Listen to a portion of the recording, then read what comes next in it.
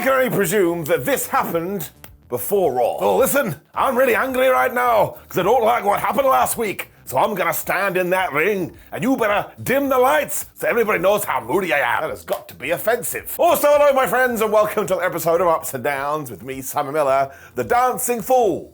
Don't know what that means or why I said it, but there's been so many ups and downs over the last 4 days. If you have watched every single one, I salute you. And I'm also madly in love with you. Let's up those downs. That is right though, Raw did start with Drew McIntyre stood in the ring and he did all have this spooky, moody lighting, because that's just what happens when you go heel. So he must have been consumed by the dark side and he was all like, oh, I know that everybody is upset with me, but I'm upset too. Because if you've been watching the show and you have been following the storyline, although of course he didn't say storyline, I have actually done nothing wrong. Because he didn't change and not one lie has come out of his mouth and he's been doing exactly what he said he was gonna do. And if you don't like it, go flub yourself. Drew also pointed out that before he screwed over Jey Uso, he looked him in the eye. And did anybody in the bloodline do the same for him? No, they didn't. He's 100% accurate. There's no apology either because once again, he never got one of those and everyone was just saying, oh my gosh, Drew McIntyre, you should get over it. So when it comes to Cody Rhodes, well, that's just collateral damage. And also Cody, who brought Jey to Raw, it was you. Drew then did kind of get a bit emotional because we went back to Clash at the Castle and he was like, 16 years I've been waiting for that moment and I was gonna do it in front of my family. And I tell you, that's why I love all of this so damn much. We are calling back to 2022. Rewards you for being a fan. McIntyre then made it very clear that he is not part of the Judgment Day, but he will be the fifth man on the bad guy side when it comes to War Games. And why did he do this? Because Rhea Ripley offered him something that nobody else could, Jey Uso in a cage. That was a good line. Now by this point he had said his name way too much, so Jey Uso did interrupt. He was like, I'm gonna give you a yeet down as opposed to a beat down. I was like, yeah, Jey, you gotta keep saying that. Of course he wasn't able to do this because the rest of the Judgment Day appeared, and just when they were gonna kick his ass, here came Cody Rhodes, Sami Zayn, and Seth Rollins. And somehow, Adam Pearce was there too. I mean, he quite literally must have teleported in. Where did he come from? He was also laying down the law because he was all like, if you hit him or he hits you, the person responsible will lose the advantage at War Games. When he went all Nick Aldis at SmackDown, he turned to Cody and his team and said, right, you've got a few hours, then I have to know the fifth man, otherwise you get nothing. Why are these general managers so impatient? The commentators also heavily teased who this could be, but deep down in our tootsie toes we already knew. And trust me, it's very, very good. And the best part about all of this was how the baby faces were dressed, because Seth Rollins was a llama, Sami Zayn appeared to be a country ye olde English gentleman, whereas Cody Rhodes was a 1965 detective. And I just thought that added so much personality to them because they did stand out. Also, it ties into the story. The Judgment Day are a group, whereas these guys are just some individuals trying to do what's right. Thought all of this was very entertaining. Up. When the Judgment Day fell out again. I mean, this isn't going well at all. Once again, it was Damian Priest because he was like, well, it's Rhea Ripley. Why didn't you tell me Drew McIntyre was going to do this? Rhea was like, I didn't know. That Scottish guy kind of just does whatever he wants. I was surprised too. As we were going to have a main event match too to decide who does get the advantage in War Games, Damian was also like, well, I think I should do it because I'm super duper great. But that's when Ripley kind of planted a seed and she was like, well, actually, no, we probably should wait for Drew because he is on our team now. So you can see what's happening here, and Damo is not long for this world. Not that he's going to die, they're going to kick him out of the Day of Judgment. But we have been teasing this for weeks. Once again, it makes me feel warm and fuzzy in my tum-tum. I appreciate the storytelling. And I'll tell you what else I appreciated. Nia Jax versus Raquel Rodriguez. That's how you do it. You may have noticed recently there has been a big return when it comes to big wrestlers slapping wrestler meat. So here somebody looked at Nia, they looked at Raquel, and they were like, well, you're powerhouses, so why don't you just go out there and slap some meat? So they did. I mean, Rodriguez started this by just running through Jax when she used the ultimate comeback move of 2023, the crossbody. That's when I was like, I can't do this to me. So she hurled her into Barry Barricade, and she hurled her into Rhea the ring post, who, by the way, had a terrible evening. Everybody had it out for Rhea. And the whole point of this is that it injured Raquel's back, so she was like, oh no, how am I going to use all my strength? So every time she tried to pick up Nia Jax, she wasn't able to do it because the back was like, no, if you're going to abuse me this way, you get nothing.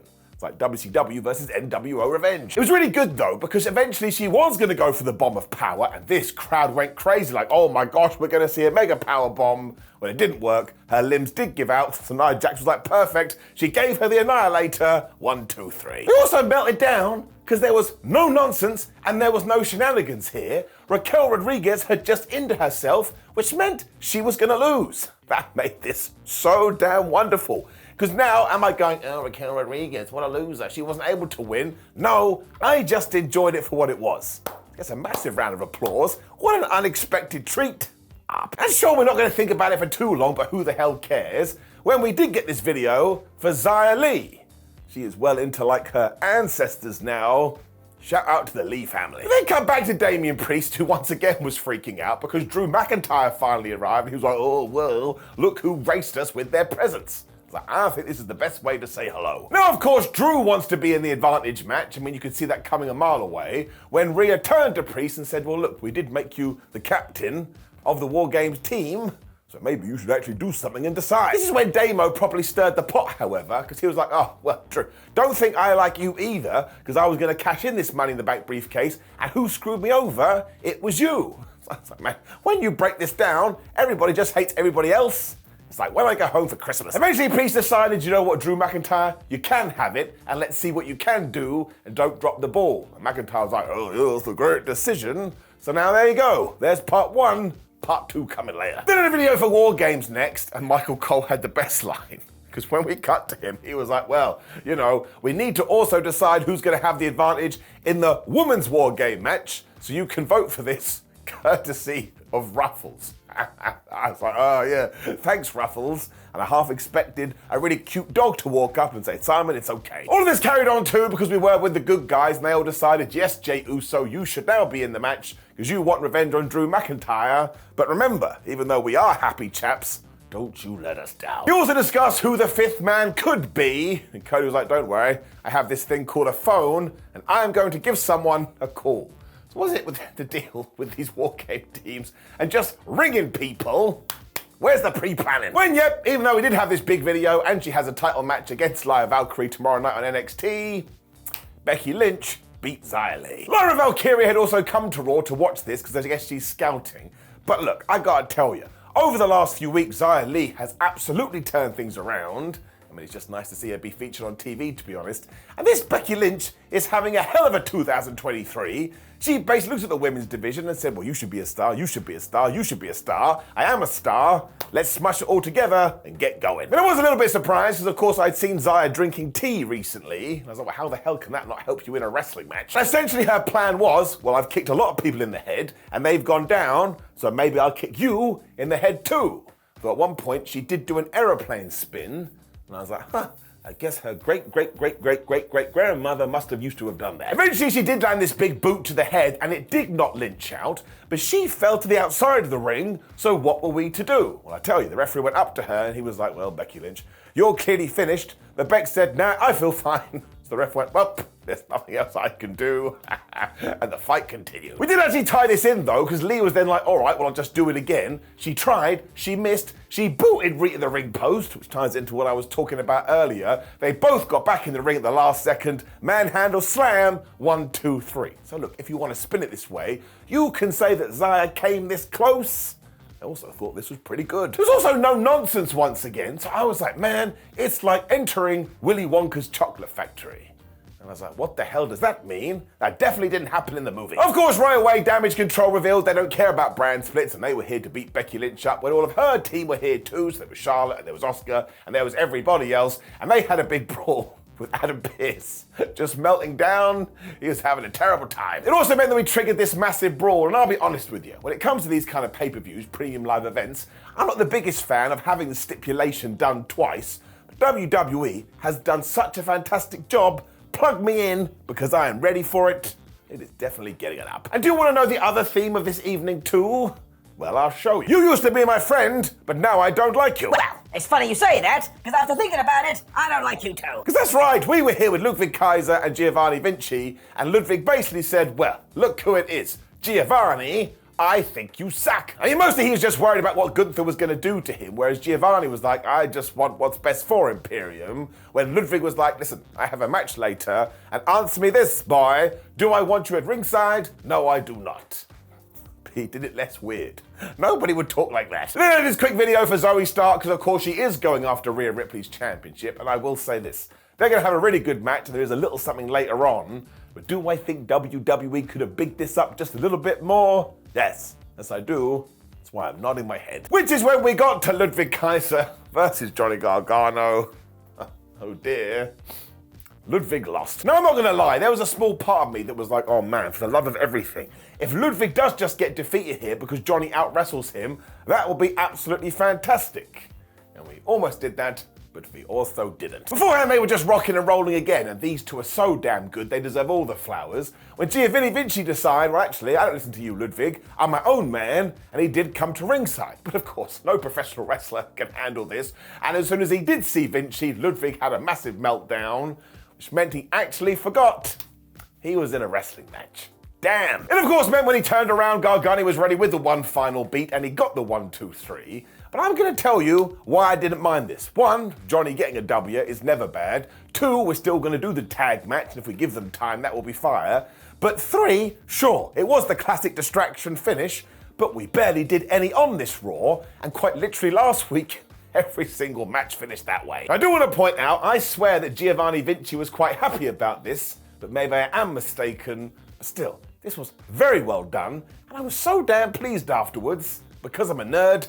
I think it was around about this point somebody in management went, oh yeah, we've got those women's tag team titles. Because from nowhere, Piper Niven and Chelsea Green were backstage, where they were surrounded by every single team imaginable. Like Jurassic Park. So we had Natalya and Tegan Nox, Katana Chance and Kaden Carter, plus Candice LeRae and Indy Hartwell, and they were all like, well, we deserve a title shot. I was like, that's not true at all, none of you do. Maxine Dupree and Ivy Nile also turned up, and this is quite funny, because I think they wanted to speak to Adam Pearce about something else, but he just threw them all in one big pot and was like, man, you're all driving me crazy. So you know what? We're going to do a fatal 4-way later, and the winners will be the #1 contenders. This is when Ivy was going to correct him. Maxine was like, shut up, I want a title shot. Made me laugh. It was also the epitome of GTS, Geese title shot, but that is just what WWE and all wrestling promotions do. When Dominic Mysterio and Rhea Ripley walked into the Judgment Day locker room and sat there with Zoe Stark and Shayna Baszler. Why not? Now, of course, this was just so somebody could lie to us, because Zoe said she was going to beat Ripley, and Ripley said, no, I'm going to beat you, Zoe. So we shall find out at Survivor Series. I got a slight inkling that Rhea Ripley is going to win. I like Zoe Stark a lot. It just ain't the time. Clearly, Pearce had no patience on this evening either.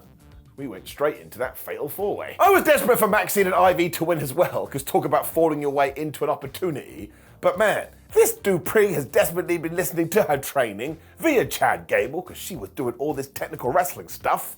She looked pretty good. She also hit this massive splash onto everyone when Carter and Katana were like, wait a minute, we're a proper team. And they started doing double team combos, of course. Somehow that ended with Natalya putting the sharpshooter on Chance, but everyone broke that up when Maxine did the caterpillar. I was like, man, this is fantastic. She is being educated by the Alpha Academy. But all she really needed to do was Tozawa's dance. None of them wanted to do something off the top, but Natty cut that off when Dupree was like, well, I'll go for the ultimate comeback move of 2023. But Tegan Nox spied this, and she was like, wait a minute, I know what to do here. And she essentially hit a version of the most devastating move in all sports entertainment, the surprise roll-up, and she got the 3. So there you go, Natalya and Tegan Nox are going after Chelsea Green and Piper Niven. But the best thing about this is that you can abbreviate it to Nan versus Cap. So if you do this at the Premium Live event, it's your grandma versus some headwear. So yes, I still think the WWE could do more with these championships, but overall, it's a good bit of business, to be completely honest with you. I agree. But Gunther then found his sons, and I don't really know what's happened recently, but he was like, Giovanni Vinci, you are just making me so damn proud. But you, Kaiser, you crap. I mean, I can only assume that Mario must have defeated Ludwig's battleship, and that's why Gunther is so mad. And he was even like, look, maybe I put the wrong guy in charge. Go and sort this out for yourselves, because right now, I gotta go deal with the Miz. So I'm still a little bit worried he's gonna kill one of them when this damn theme continued. And we kind of did a copy and paste, but instead of the women's tag teams, it was with the men's. Because we had the New Day, Indus Sher and Veer had finally come all over Raw, DIY, Imperium, the Alpha Academy, which is now Otis and Tozawa, and the Creeds. Once again, Adam Pearce was just so fed up, he put them all next week in a #1 contenders match. Basically, Adam Pearce just need to calm down. So once again, this probably needed a little bit more thought too, although I was in hysterics after this. Because Adam went to one of his stage hands and was like, get me Nick Aldis on the phone. When Nick Aldis just went poop, he appeared from nowhere. So I've been trying to figure this out all morning, and I finally got there. Because it was me, I did it, the wizard in the sky. Because Nick Aldis rang me up and he said, hello, Mr. Wizard, can I please use your magic cab service? And I said, of course you can, Nick Aldis. Ever since we went to Bermuda and we had that lovely holiday, I will do anything for you. So I went, hullabaloo! And I sent him to Raw. For I am the wizard in the sky. Now, given this did tie into the tag team titles, I'm a little bit worried we're about to split them up again. I much prefer having unified championship belts. We will see. When it was time for Gunther versus Miz to ramp things up, I thought they did a really good job. Now, as ever, Miz was all about the fact that nobody respects him. So Gunther cleared this up, and he was like, well, no, I'll just tell you straight to your face, I don't respect you, and I think you're rubbish. Maybe laugh. As far as he sees it, the ring is for fighters, and Miz is nothing more than an entertainer. But Miz saw it differently, because he was like, no, man, that means I can do stuff in the squared circle, but all the little things we need to do outside of it, well, I'm the man there too. He also mentioned some of his heroes such as Randy Savage, Mr. Perfect, Rick Rude, Shawn Michaels and Bret Hart, all people that had held the Intercontinental Championship. And listen, we're still talking about them now because we remember their legacies. But when it comes to Gunther, he is not going to have a legacy at all because he's a giant goober. Miz also admitted throughout his career he has fallen and been at the bottom, but he has been able to climb his way back up to the top, which is why he is where he is today. But when it comes to Mr. Ring General, well, you've never been down there. And I'd like to see you do the same, because listen, my friend, I don't think you have the balls. Gunther then just had the best reply, at least for a heel, because he knows the deal. He's just talking to Mike Mizanin, a guy that used to be at school and got bullied because he did look up to these people. And then when he finally came to a WWE superstar, what did similar type of individuals do? They bullied him too. And even with all this bullying, Gunther doesn't think he's been bullied enough, so he is now going to bully him. I was like, man, it's the most horrible thing I've ever heard. As a man that was also bullied, I started to go, Miz, you go get him. Mission success. The champ also told the challenger that he should be over the other side of Barry Barricade and with all the insecure fans, which I took as another shot. But look, as good as the Miz was here, I did ring the police and I was like, I need to report a murder. Gunther then started to push him and the Miz was like, man, I'm done with this. So he started to fight back. But it went terrible at first anyway, because he got booted right at the face. But when Gunther picked him up, he hit him right in the testicles and he laid him out with the skull-crushing finale. So once again, it's just a smart bit of business because you are being told, well, look, yeah, sure, there's no chance that The Miz can win, although he is happy to cheat. So maybe, just maybe he will. There's absolutely no way, because it'd be silly to take the title off Gunther at the moment, but they did excellently here. And also, it's essentially the story of Rocky IV. I love Rocky IV, and they got me sold on this match.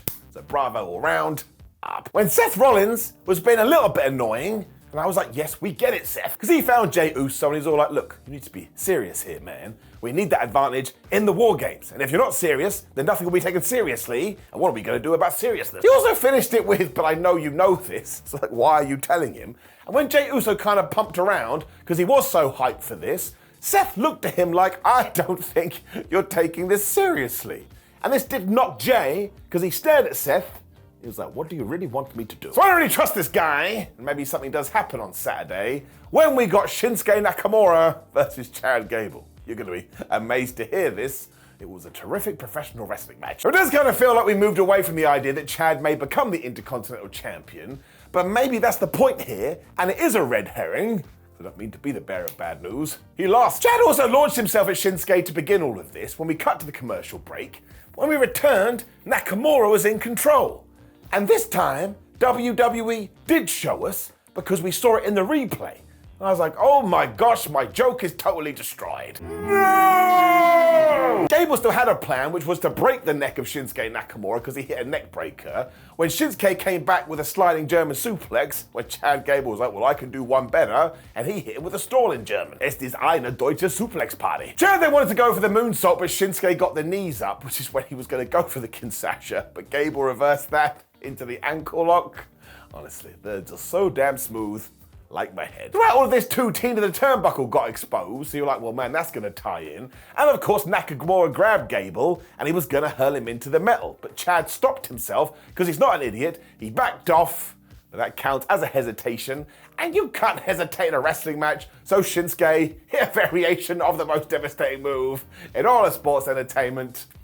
Did get the 3. This just ties into what we've been talking about the whole show though. Yes, it was nonsense, but it wasn't outside distraction interference nonsense number 42. And it actually worked because Nakamura felt like a bit of a dickhead and Chad Gable felt a bit like a hero. So once again, this was just, well, it was just good. As was this entire Raw. I had a wonderful time.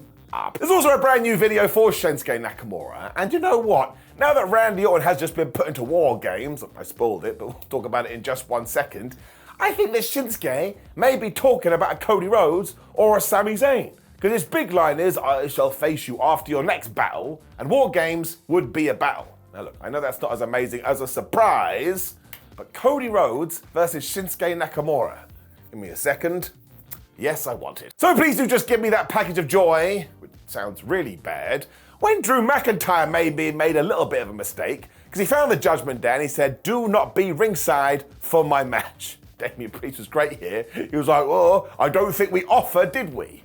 Passive aggression for life. We also saw Ivar of the Viking Raiders and Valhalla challenge Bronson Reed for a match. That's going to be some big men slapping man meat next week. When Sami Zayn was hyping up Jey Uso, and Seth Rollins was back, and now he's being all jovial. So I was like, what is wrong with you? We also got the mega tease for the evening, which I've already ruined because Rhodes was all like, I've made the call, and he's in. Did they tell us? No, of course they didn't. They were gonna wait till the end of the show. Which is when we did get Drew McIntyre and Jey Uso, and WWE sent them out there just let them have a right banger. Angry I'm All Mad Now Drew is so good as well because he stalks around with this mad look on his face and he was trying to break Jey Uso's neck with a neck breaker and he just threw him into the announce table, but he just looked so damn enraged. Uso was able to hit him with a Samoan drop, and thank goodness he is Samoan, but when McIntyre charged at him, Jey got out of the way and Drew went into Rhea the ring post. So look, if you do see Rhea today, just give her a hug and a kiss. Was so unnecessary. Drew also missed with the Claymore, which is when you were like, oh my gosh, maybe something is gonna go down. But when Uso climbed to the top rope, McIntyre ensured his penis went into the damn thing, and he dragged him to the middle of the ring, and he hit the Future Shock DDT, and he got the 1, 2, 3. That does rhyme, so it must have worked. Now I actually like this because one, winning with the DDT gives Drew McIntyre 2 moves to be victorious in matches, and it also gives him a spin when it comes to his heel side. And even though this did come out of nowhere, I thought that was joyous. You don't want to be able to call, oh, the finish is here, the finish is here, the finish is here. Sometimes you have to go, wait, what? How did it happen? Rhea Ripley popped up right after this too, and she wanted Drew to go all Mortal Kombat, because she was all like, finish him. So he did. His fatality was going to be hurling him through a table, which is when the rest of the Day of Judgment were here. But of course, Cody Rhodes' music then hit. He told the audio guy to push play, and they made the save. Thank goodness. Cody also acted like he was pleased that the Judgment Day had the War Games advantage, which didn't make any kind of a sense, when he just started to drop all of the hints and all the nicknames that he could come up with. I mean, he even said, what's mine is mine, and what's yours is also mine. I was like, oh my gosh, it's Repo Man. The reason I'd fallen asleep, and I was dreaming. But we did get the word legacy, we got the word apex predator, and we got voices in our heads. And even though he didn't say the 2 words, of course, everybody knew it was Randy Orton. You should go and listen to this crowd. They were so into this and they were so excited. I think because they thought they were going to see Randy, but it didn't come out. This was so damn well done though, and you could feel the energy in the room, apart from one person, which the camera made sure to grab, and it was poor Jey Uso who was having a meltdown. This is why WWE is so good at the moment, because of course it all ties in. Where has Randy Orton been for the last year or so? On the injury shelf, because who took him out? It was the Bloodline. So now Jey was like, well, it's great that we do have a 5th guy, but he's gonna kill me. That is just great storytelling, and it's another tick for why the Bloodline has been so good. And in terms of a main event package, this was absolutely fabulous. Honestly, it left me so desperate to see Survivor Series, which was the point. It is getting it up. It also brought us to the end of the show, and as you can see, I had a really good time. This is going to annoy many people that watch, because some people say that I'm biased towards AEW, and then some people say I'm biased towards WWE. So I can't win. Though I am winning, because wrestling is great. up. Now, please do leave a comment below and let me know how wrong I am. This does happen every single week, so I may as well know. Like the video, share the video, and subscribe. Click the video on the screen right now, which is Ups and Downs for AEW Full Gear. To make sure you check that one out. Go to whatculture.com, follow us on social media, and just get pumped for the Survivor Series. It comes but once a year. All right.